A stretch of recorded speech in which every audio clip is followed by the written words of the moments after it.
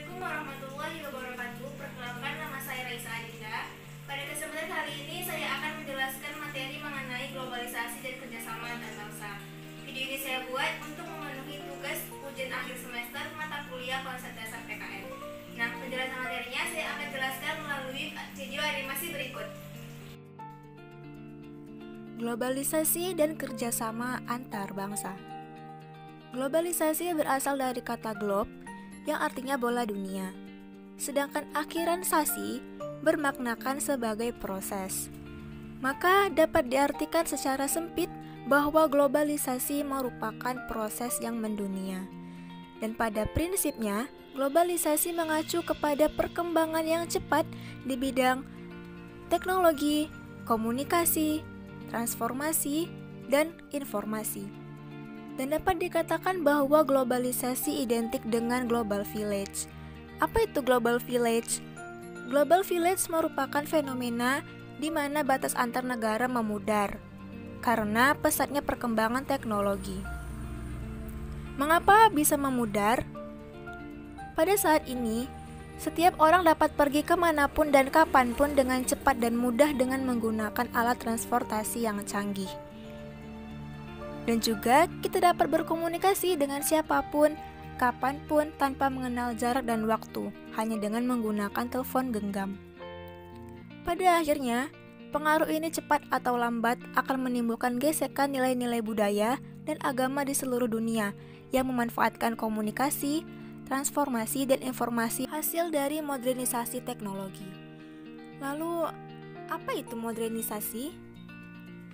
Modernisasi adalah proses perubahan mengikuti perkembangan zaman untuk masyarakat yang lebih maju, berkembang, berkualitas, dan sejahtera.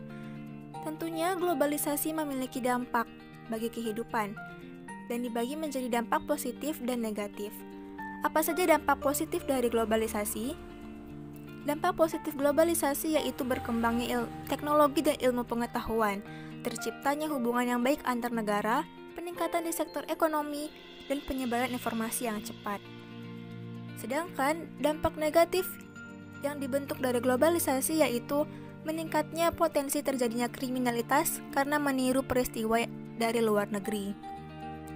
Dan tidak dapat dipungkiri bahwa masyarakat akan sangat mudah terpengaruh dengan kebudayaan asing yang tidak sesuai dengan budaya lokal dan mengakibatkan budaya lokal semakin terkikis.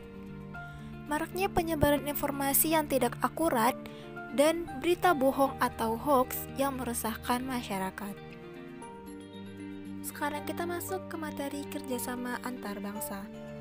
Kerjasama antar bangsa merupakan hubungan kerjasama internasional yang muncul karena keadaan dan kebutuhan masing-masing negara yang berbeda, serta kemampuan dan potensi yang tidak sama. Ada beberapa faktor yang menyebabkan terjadinya kerjasama internasional, yaitu perbedaan sumber daya alam, perbedaan iklim dan kesuburan tanah, perbedaan ideologi, dan perbedaan ilmu pengetahuan dan teknologi.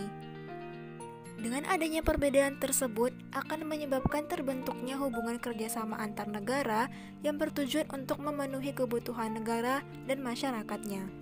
Manfaat kerjasama antar bangsa: meningkatkan kesejahteraan ekonomi, meningkatkan kemampuan pertahanan dan keamanan, memperkuat ikatan persahabatan, mewujudkan ketertiban dan perdamaian dunia, serta meningkatkan penerapan iptek. Ada beberapa tahapan yang harus dilalui sebelum melakukan kerjasama antar bangsa. Yang pertama, tahap perundingan, yaitu dengan cara membawa surat kuasa penuh yang dikeluarkan oleh penguasa yang berwenang di suatu negara. Kedua, penandatanganan atau penerimaan naskah perjanjian. Terakhir, tahapan pengesahan yang dilakukan dengan persetujuan DPR. Perjanjian internasional dapat digolongkan menjadi dua jenis, yaitu treaty contract, yaitu perjanjian yang hanya berakibat kepada pihak yang mengadakan perjanjian. Contohnya perjanjian dui kewarganegaraan. Yang kedua, law-making treaties, yaitu perjanjian yang meletakkan hukum atau ketentuan bagi masyarakat internasional. Ada beberapa bentuk kerjasama internasional. Yang pertama, kerjasama bilateral, yaitu bentuk kerjasama yang dilakukan oleh dua negara, biasanya dalam bentuk hubungan diplomatik. Kedua, kerjasama regional, yaitu bentuk kerjasama yang dilakukan oleh beberapa negara dalam kawasan yang sama. Contohnya, kerjasama antara negara di ASEAN. Ketiga, kerjasama multilateral, yaitu bentuk kerjasama internasional yang dilakukan oleh lebih dari 2 negara. Itu tadi penjelasan mengenai globalisasi dan kerjasama antar bangsa. Semoga bermanfaat ya. Thank you for watching.